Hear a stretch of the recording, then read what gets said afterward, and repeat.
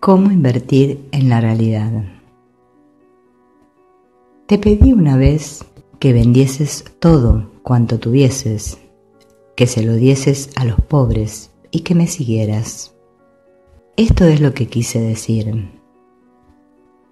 Si no inviertes tu atención en ninguna de las cosas de este mundo, puedes enseñarle a los pobres dónde está su tesoro. Los pobres son sencillamente los que han invertido mal, y vaya que son pobres. Puesto que están necesitados, se te ha encomendado que los ayudes, pues te cuentas entre ellos. Observa lo bien que aprenderías tu lección si te negases a compartir su pobreza, pues la pobreza no es otra cosa que insuficiencia. Y solo hay una insuficiencia, ya que solo hay una necesidad. Suponte que un hermano insiste en que hagas algo que tú crees que no quieres hacer. Su misma insistencia debería indicarte que él cree que su salvación depende de que tú hagas lo que te piden. Si insistes en que no puedes satisfacer su deseo y experimentas de inmediato una reacción de oposición, es que crees que tu salvación depende de no hacerlo. Estás, por lo tanto, cometiendo el mismo error que él y haciendo que su error sea real para ambos. Insistir significa invertir, y aquello en lo que inviertes está siempre relacionado con tu idea de lo que es la salvación. La pregunta se compone de dos partes. Primera, ¿qué es lo que hay que salvar?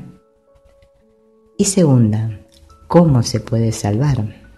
Cada vez que te enfadas con un hermano, por la razón que sea, crees que tienes que proteger al ego y que tienes que protegerlo atacando.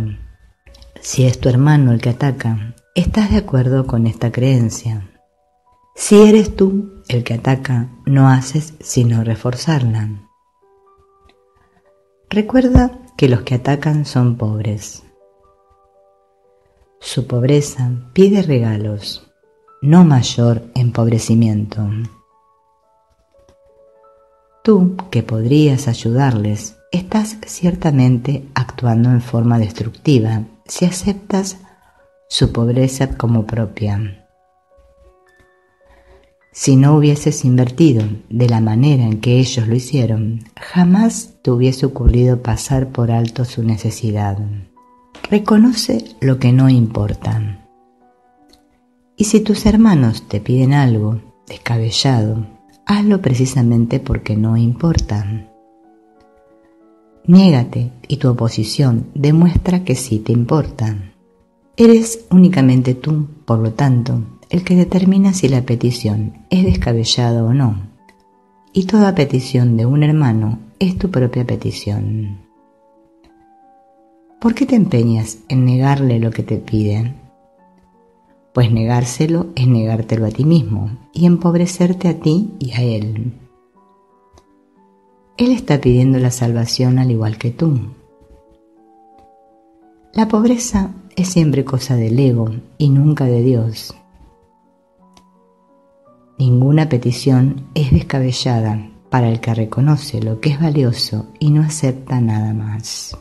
La salvación es para la mente y se alcanza por medio de la paz. La mente es lo único que se puede salvar y solo se puede salvar a través de la paz.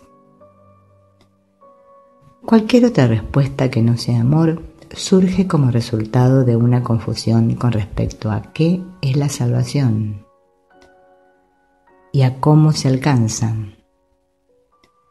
Y el amor es la única respuesta.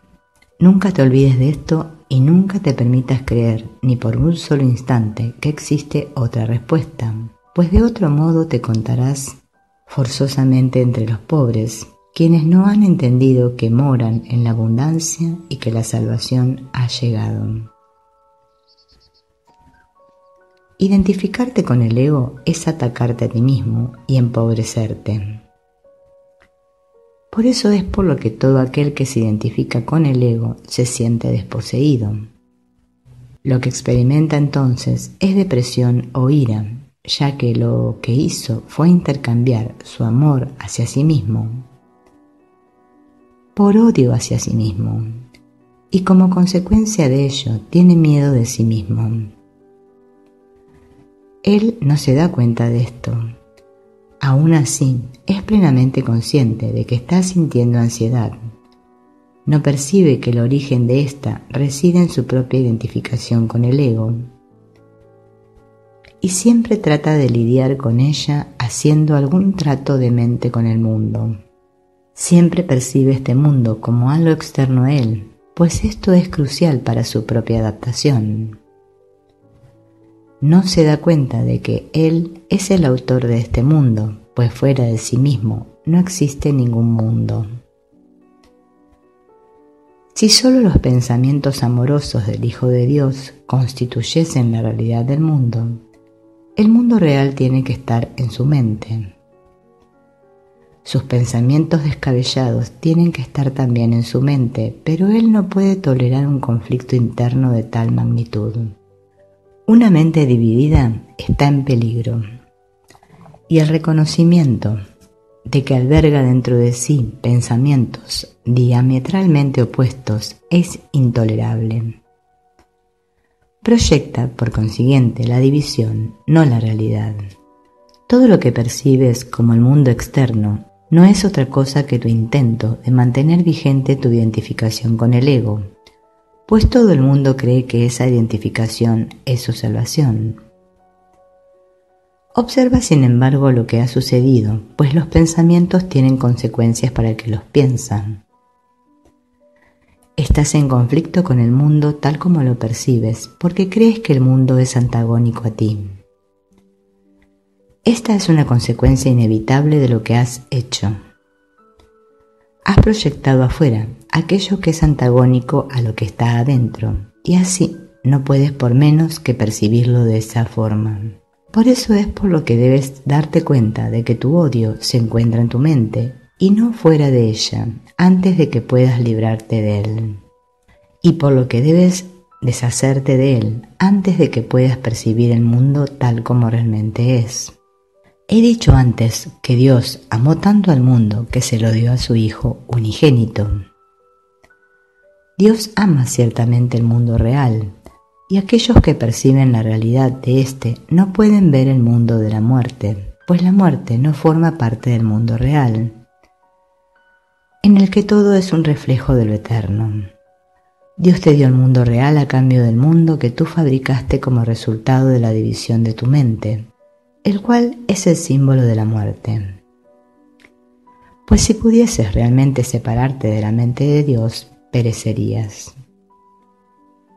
El mundo que percibes es un mundo de separación.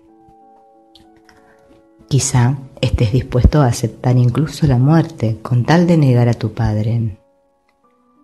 Sin embargo, Él no dispuso que fuese así, y por lo tanto no es así. Tu voluntad sigue siendo incapaz de oponerse a lo que la suya dispone, y esa es la razón de que no tengas ningún control sobre el mundo que fabricaste.